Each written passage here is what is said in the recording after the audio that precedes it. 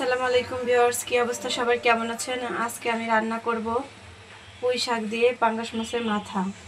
এখন আপনারা দেখবেন এই রেসিপিটা, অবশ্যই ফলো দিবেন, লাইক করবেন এবং শেয়ার করবেন, সাবস্ক্রাইব করতে ভুলবেন না। তো এই যে এখানে আমি পুঁই শাকগুলো ভালোভাবে ধুয়ে নিয়েছি, আর এখানে হচ্ছে মাছের মাথা, পাঙ্গাস মাছের মাথা। তো আমার রেসিপিটা অবশ্যই দেখবেন। তো এই পাশে আমার তেলটা গরম হয়ে গেছে, আমি এখন দিয়ে দেবো পেঁয়াজ কুচি এবং মরিচ।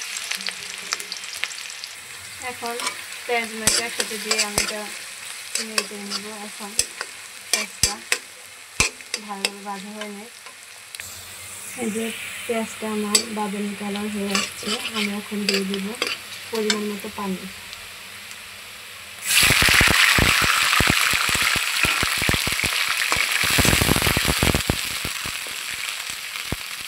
দিয়ে দিচ্ছি হলুদের গুঁড়ো 2 টেবিল চামচ এবং দিয়ে দিচ্ছি মরিচের গুঁড়ো 2 টেবিল চামচ।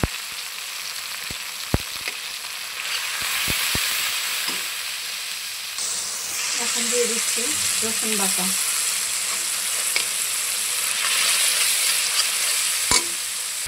দিয়ে দিচ্ছি পরিমাণ মতো লবণ।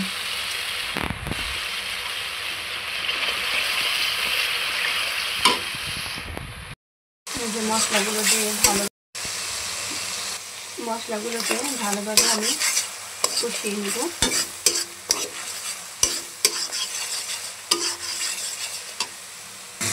মশলাটা আমার ভালোভাবে কষানো হয়ে গেছে। এই যে তেলটা এখন উপরে উঠে গেছে আর কাঁচা গন্ধটা চলে গেছে। এখন আমি এখানে অ্যাড করে দেব একটু পানি।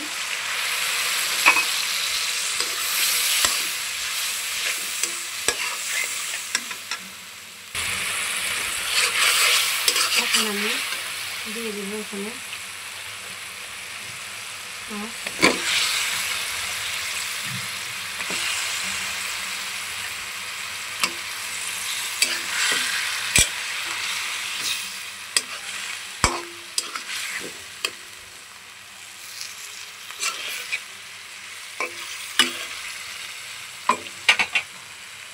এখানে আমার মাছটা ভালোভাবে কষানো হয়ে গেছে, আমি এখানে কিছু মাছ উঠিয়ে নেব।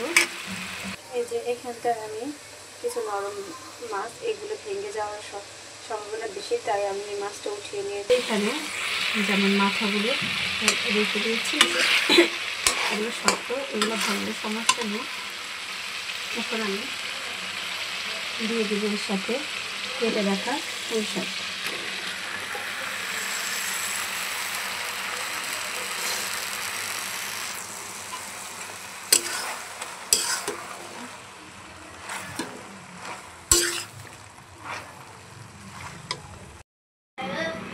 এই যে এখন আমার শাকটা এখানে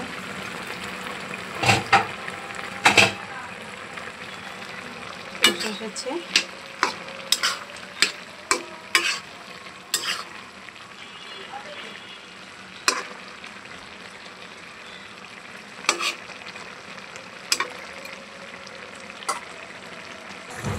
আমার শাকে ডাঁটাগুলো আদা সিদ্ধ হয়ে গেছে, এখন আমি দিয়ে দিচ্ছি পরিমাণ মতো পানি।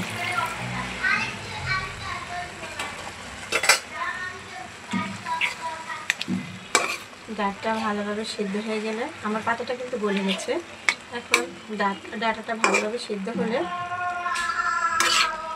আমি একটু পরে আর যে উঠিয়ে রেখেছি মাছগুলো, এই মাছগুলো আমি শাকের সাথে অ্যাড করে দিব। এই যে আমার আগের মাছগুলো এখন অ্যাড করে দিচ্ছি।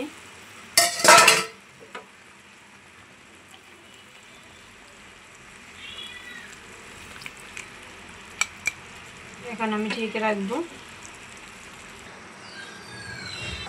তো আমি ঢাকনাটা তুলে নিয়েছি। এই যে আমার শাক দিয়ে মাছ রান্না করা এই যে